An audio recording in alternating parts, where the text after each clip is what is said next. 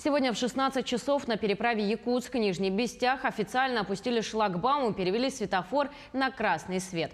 Проезд по этому автозимнику запрещен. Где пока еще можно переправиться на тот берег и какие еще переправы закрыты с сегодняшнего дня, смотрите в следующем сюжете. Бесконечным караваном легковые и грузовые автомобили движутся из Якутска в Нижний Бестях. Но сегодня, 15 апреля, переправа Якутск-Нижний Бестях официально закрыта. Сегодня закрылась не только переправа Якутск-Нижний Бестях, но и переправы через реки Вилюй и Алдан.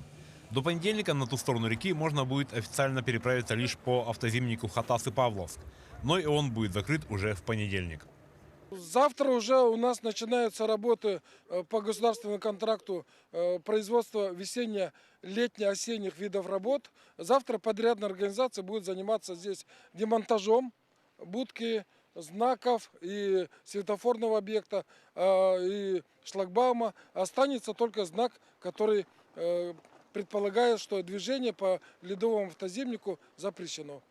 Проезд по закрытому автозимнику – это не только административное правонарушение и нарушение правил дорожного движения, но и реальный риск для жизни, здоровья и сохранности имущества.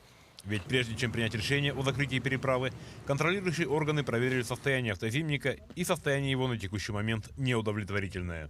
По проверке на ледовой переправе было выявлено, что переправа сейчас не подлежит для эксплуатации. Уже имеются трещины, имеется размытие воды, набита колея. Проезд легкового автомобиля уже затруднен, уже не говоря про грузовой. И в связи с необходимым риском, который сейчас ложатся на ледовую переправу, она официально закрыта. Стоит отметить, что структура льда сейчас становится не однообразной из-за погодных влияний. Имеются трещины, имеется размытие дорог, кристаллизация льда уже не та. Получается, поршни льда уже не соответствуют для проезда автомобильного транспорта. В ближайшее время на местах спуска на лед будут выставлены патрули ГИБДД и посты административной комиссии, а также установлены камеры видеофиксации нарушений. Александр Хавренко, Григорий Николаев, Якутск.